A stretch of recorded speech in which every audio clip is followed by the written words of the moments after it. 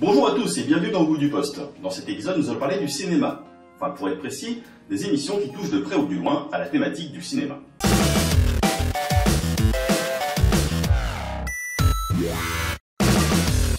Quand on parle d'émissions de télé et de cinéma, on pense tout de suite aux émissions de critiques. Aux États-Unis, il existe des émissions traditionnelles telles que At the Movies, lancée en 82 par Siskel et Herbert. Le principe est le même que dans les émissions modernes du type Touche pas à mon poste, où des personnes vont donner leur avis positif ou négatif sur le film. Plus récemment, Kevin Smith, le réalisateur de Dogma et l'acteur jouant Bob dans J. L. Silent Bob, a lancé sa propre émission intitulée Spoilers. Dans cette émission, il invite le public entier à aller voir un film au cinéma, puis va débattre avec eux des différents aspects du film. Il termine ensuite l'émission par une interview d'un géant du cinéma. Mais pour faire un bon film, il ne suffit pas d'être un bon réalisateur. En effet, le cinéma, ce n'est pas juste prendre une caméra et filmer des acteurs, mais tout un tas de métiers qui travaillent ensemble pour rendre le film le mieux possible. Et pour parler du sujet, j'ai fait appel à Cindy, maquilleuse professionnelle, pour qu'elle nous parle de son expérience du milieu du cinéma. Et oui, lorsque vous travaillez en peinture ou en dessin, vous êtes alors totalement libre de créer, d'imaginer et de peindre votre personnage comme vous le souhaitez. Mais dès qu'il s'agit de travailler sur un modèle ou sur un comédien, c'est tout autre chose. Et c'est le maquilleur qui va travailler pour que votre comédien devienne votre personnage. La majorité des films sont des fictions, mais même lorsque l'histoire est tirée de faits réels, il faut souvent en rajouter pour en mettre plein la vue au spectateur.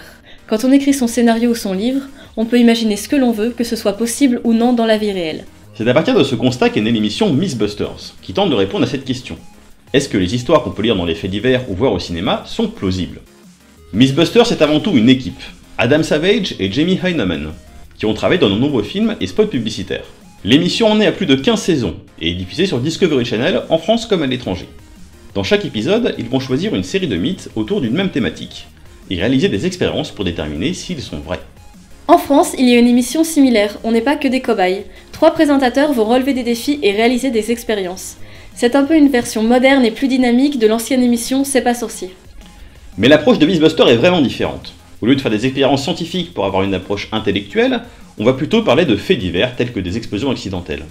Mais aussi parler de grands classiques du cinéma, de James Bond aux Dents de la Mer, en passant par Indiana Jones et encore Star Wars.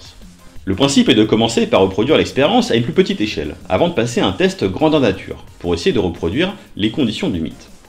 Mais si le résultat n'arrive pas à être atteint, ils sont prêts à mettre tous les moyens possibles pour y arriver. Dans un épisode dédié à James Bond, ils vont essayer de tirer sur un réservoir de gaz avec un 9 mm pour le faire exploser.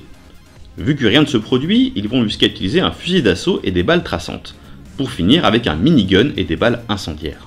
Le spectaculaire c'est bien, mais le cinéma c'est aussi des effets spéciaux beaucoup plus subtils. On y voit souvent des scènes irréelles avec des créatures fantastiques. Là aussi c'est le travail du maquilleur, qui va transformer le comédien, le modeler pour qu'il devienne une créature imaginaire. Désormais c'est aussi le cas pour de nombreuses séries, comme pour les zombies de The Walking Dead ou les personnages mutilés de Game of Thrones. Si les images de synthèse s'intègrent de mieux en mieux, rien ne remplace encore un comédien maquillé et costumé. C'est ce dont on parle dans l'émission Face Off, une télé-réalité américaine où des amateurs professionnels du maquillage vont s'affronter pour désigner le meilleur maquilleur. Et ici on ne parle pas de simple tuto make-up ou de maquillage beauté pour un shooting photo, mais bien d'une réelle transformation du modèle. Chaque épisode propose de suivre l'intégralité de la réalisation. De la prise d'inspiration avec des contraintes imposées, des croquis qui s'en suivent jusqu'aux dernières retouches et jusqu'au défilé devant un panel de professionnels. La technique de base va rester globalement la même. On va faire une sculpture en argile et rajouter progressivement les détails. Cette sculpture va nous servir à faire un moule et des prothèses que l'on va adapter sur le modèle. Grâce à la peinture, on va pouvoir la fondre complètement dans le maquillage et donner un effet de réel. Pour certains personnages, il est parfois nécessaire de fabriquer des accessoires. Cela peut être des simples bijoux, mais aussi des armes. Et dans ce cas-là, on va retrouver de nombreuses techniques déjà présentées dans les émissions de cosplay. Il y a une autre émission qui est calée exactement sur le même principe, intitulée Jim Henson's Creature Shop. Jim Henson, c'est avant tout le créateur de Kermit la grenouille des Muppets. Mais il a aussi travaillé sur de nombreux films, tels que Dark Crystal ou encore Labyrinthe, ainsi que sur des programmes télé comme Dinosaur et Farscape. Dans cette émission, les candidats doivent réaliser des marionnettes avec toutes sortes de techniques. On passe par les mêmes étapes, réalisation d'un croquis, sculpture et moulage d'un masque. Mais ici, on n'est plus limité à poser le résultat sur le visage du comédien, puisque l'on va devoir créer tout un costume. Certaines parties seront directement bougées de l'intérieur par un comédien, mais on retrouve aussi des systèmes de câbles pour animer la marionnette, ou encore des servomoteurs radiocommandés pour faire bouger par exemple les détails des yeux et du visage. Chaque épisode se termine par une étape de screen test, où les personnages créés vont devoir réaliser une scène sur un vrai décor de cinéma. Les candidats vont alors manipuler eux-mêmes une partie du personnage, assistés par des marionnettistes professionnels. Et le jury va principalement juger le résultat par rapport au rendu à l'image. Malheureusement, l'émission n'a qu'une seule saison de 8 épisodes qui a été diffusée en mars 2014 sur la chaîne Sci-Fi US.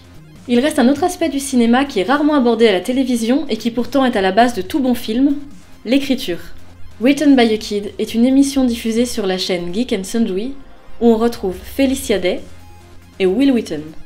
Comme l'indique le nom de l'émission en anglais, le principe est de demander au meilleur scénariste au monde de raconter une histoire. Je veux bien évidemment parler des enfants. 2 adultes vont demander à l'enfant de raconter une histoire, et en note tous les détails. Puis, une équipe de professionnels, animateurs, réalisateurs, acteurs, vont s'occuper de refaire le film comme l'enfant l'a décrit. Au final, on obtient un montage qui montre à la fois l'enfant qui raconte le film et le film en lui-même. Avec des scènes qui montrent par exemple, c'est l'histoire d'un monstre, avec un seul œil. Et le monstre est rouge. Chaque épisode est réalisé par une personne différente et de nombreux acteurs connus vont y jouer des rôles. Dans l'épisode 1, on y retrouve notamment Joss Whedon, le créateur de la série Buffy contre les vampires, et Kate Micucci de Garfunkel & Oates, que vous connaissez peut-être des séries Scrubs et The Big Bang Theory. Si vous parlez anglais ou que les sous-titres ne vous dérangent pas, je vous invite à aller voir différents épisodes, mais surtout toutes les vidéos bonus qui sont autour, car on retrouve des suppléments qui montrent par exemple comment ont été faits les costumes du film, ou encore les FX, voire des anecdotes de tournage.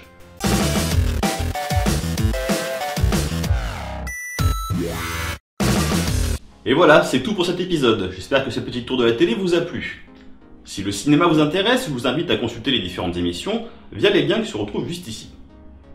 Et pour terminer, j'ai fait une petite sélection de youtubeurs de mon choix. Côté américain, Tony Shu et sa chaîne Every Frame a Painting, dans lequel il parle des différentes techniques de cinéma. Cadrage, montage, gestion de la lumière, mais surtout des styles très particuliers des différents réalisateurs. De Jackie Chan à Stanley Kubrick. Côté français, l'incontournable Fossoyeur de films, qui alterne émissions thématiques et critiques de films en après-séance. Et pour les youtubeuses, Ginger Force, qui ne parle pas seulement de films, mais surtout d'adaptation de livres à l'écran. Et je voulais terminer par remercier Cindy de m'avoir accueilli chez elle et aider à présenter cette émission. Et je vous donne rendez-vous dans un mois pour un prochain épisode. Au revoir.